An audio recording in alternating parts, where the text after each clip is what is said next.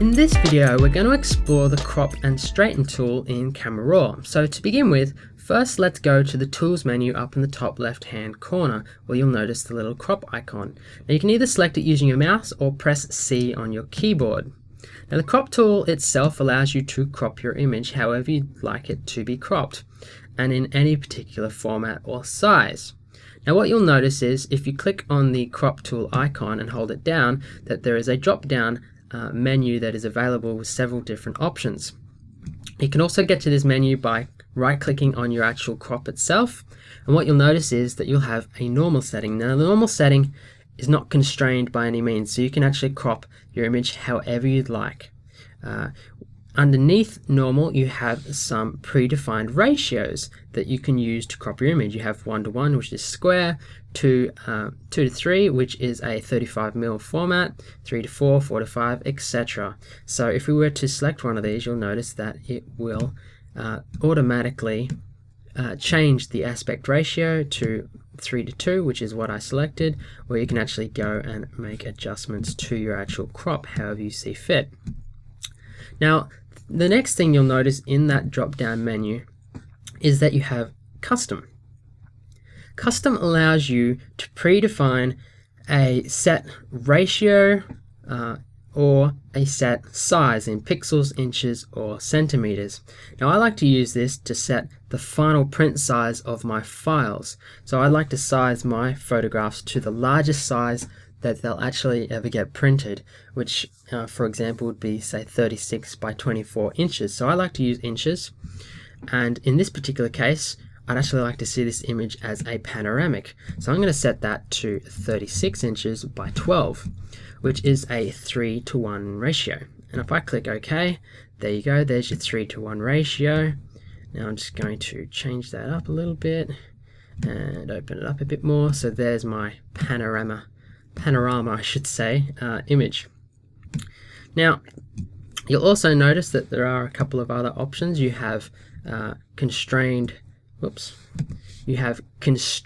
to image. So this just means that your crop stays within the boundaries of your actual image and doesn't go outside of them. You also have show overlay, which if you're familiar with the rule of thirds, it actually breaks your image up into thirds and just gives you some guides that enable you to adjust your crop according to those guides. So with the rule of thirds, it's just the human eye likes to see things in thirds, so you tend to position elements within your shot in relation to breaking them up in thirds, just so it looks visually more pleasing to the human eye. You also have a couple of other options. You have clear crop as well. Now if you don't want to have to right click on your image to go clear crop, you can also just click outside on the gray area, and that'll also remove your crop.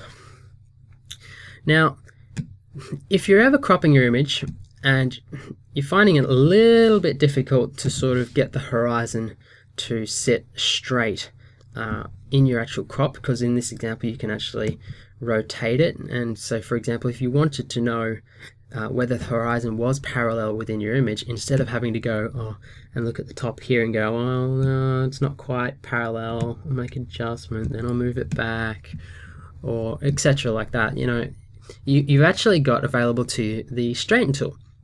Now the straighten tool is quite neat.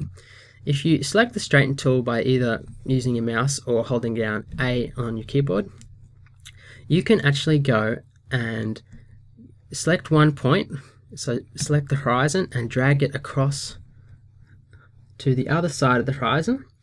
Make sure you have it parallel, and it'll adjust the crop accordingly so that it is parallel with the straighten tool that you've just made there. Now that wasn't very obvious, but if I do it again and we'll just adjust it at a weird angle, you'll notice there it's adjusted the actual crop so it's parallel with the straighten tool adjustment that I just made.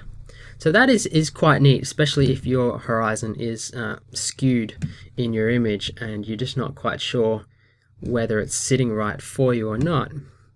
Now what you'll also notice, now that I've actually predefined a size for my crop, which was 36 by 12 inches in size, do that again, it's just There we go. So now that I've actually predefined a crop size, once I hit enter on that, it automatically updates the image. You'll notice down the bottom here that the actual size is now 36 by 12 inches in size, and you'll also notice that the histogram has also updated, which is quite interesting. Now, once you've made a crop, it's not final. You can always go back to it. So if you went and actually selected the crop tool again, I still have my entire image there with my crop settings. So you can say, oh, well, if my crop was not quite right, you can go back in, make a couple of adjustments. What you'll notice also when you're making your adjustments, that your histogram over here changes according to where you actually place your crop.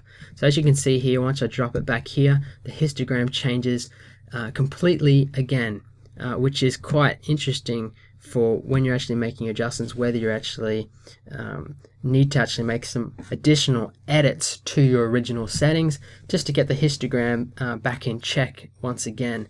So as you can see, the crop tool and the straighten tool are really quite handy when you're actually editing your photos in Camera Raw, because you can end up with some really interesting results that just save you time in the long run and save you having to do it in Photoshop, which is the main thing, because I prefer, especially when you're outputting your photos as their final size, I prefer to do all the interpolation of my original image in Camera Raw as opposed to actually trying to do it after in Photoshop, because it does actually end up giving a better result in the long run.